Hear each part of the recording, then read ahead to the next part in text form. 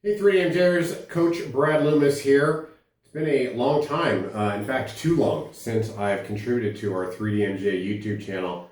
And to be honest with you, when you've been away as long as I have, it's sometimes kind of hard to get back into the groove of contributing again.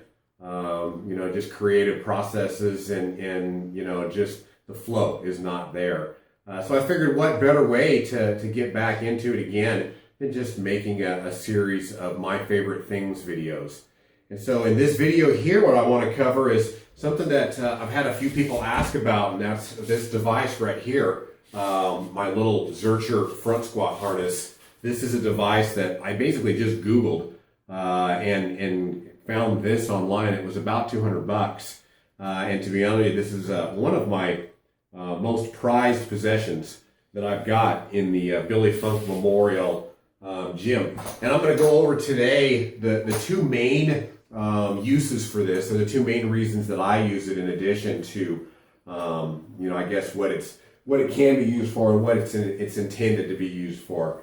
So it's obviously its main use is supposed to be for front squats. You wear the thing over your shoulders like this, and then it's got 4 pegs here, 2 up here high, 2 down here low, and then you can put the bar right up here for a front squat. I'll demonstrate that here in a second.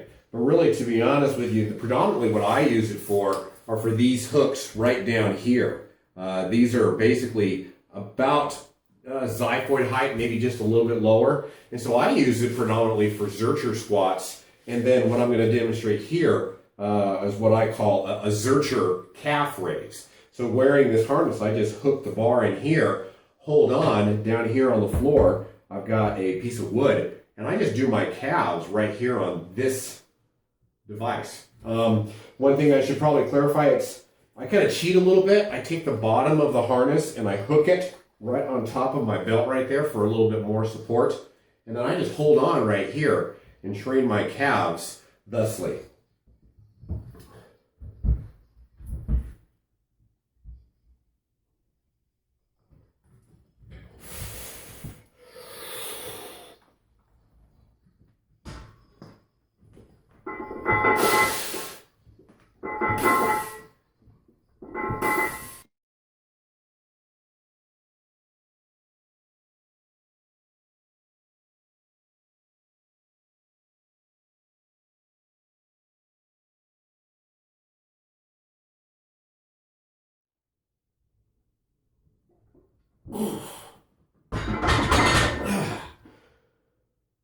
So, as you can see, pretty safe and effective way to train the calves fairly heavily. So, in addition to that, I also do a fair amount of Zercher squats, which I'll pause the video here briefly and tear this down and convert over to that, since I can't deadlift a whole lot right now. In fact, really, Eric and I have programmed myself to only deadlift about once a month. I Zercher squat the other 3 weeks. And the reason I can't deadlift is because of this injury, which, as you recall, I had last year and is still there. However, I can Zercher squat without any pain at all, really. And it seems like there's a good amount of carryover from my Zercher squat to my deadlift. So I'm going to pause, tear this down, and then luckily it's the same bar height for my Zercher squat, and I'll demonstrate that next. All right, gang, so got it all set up. I've hit a couple of warm-up sets here, kind of my ascending warm-up set style. So we've got 142 and a half kilos on the bar, and Coach Helms has got 3 sets of 3 programmed for me here today, and hopefully I'll be able to get 3 different angles. Maybe I'll be able to talk the kid into coming back here and getting kind of an action shot, I guess, for the last set. Total side note, to kind of help the crossover, I guess, or carryover between this and my deadlift, Coach Helms has got me deloading at the very bottom of the squat. So I'll actually stop when the bar is on top of my thighs, get another breath, reset, and then lift from there. So 3 sets of 3, here we go.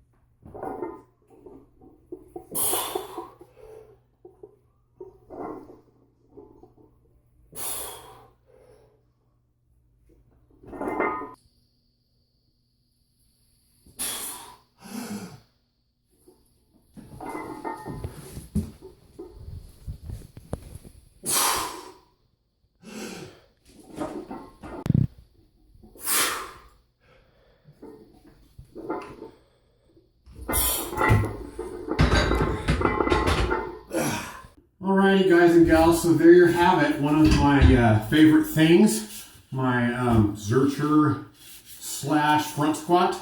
I didn't really get to demonstrate it, but I really don't think that it needs to be demonstrated, you know, that you can do a front squat right here. The only thing that I really noticed is that these hooks here seem kind of, I don't know, I guess just pointless to me. I mean, why would anybody want to front squat with the bar, you know, that low and that far away from you? So I've never used these bottom hooks. These ones are kind of my go-to when I do use this for front squats. As a side note, when I do front squat with that, you can just kind of tell if I come right up to my phone here, you know, just having the bar right there is quite a bit further away than where, you know, you typically front squat, and that just that inch and a half makes a pretty big difference.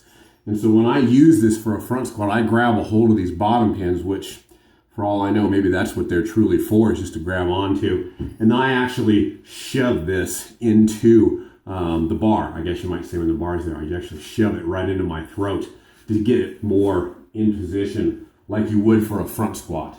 So that's it. Thanks for tuning in, guys and gals. Thanks for being patient with me while I got my creative juices going again and back into the groove of creating regular YouTube content, and hopefully I can keep that groove going for quite some time.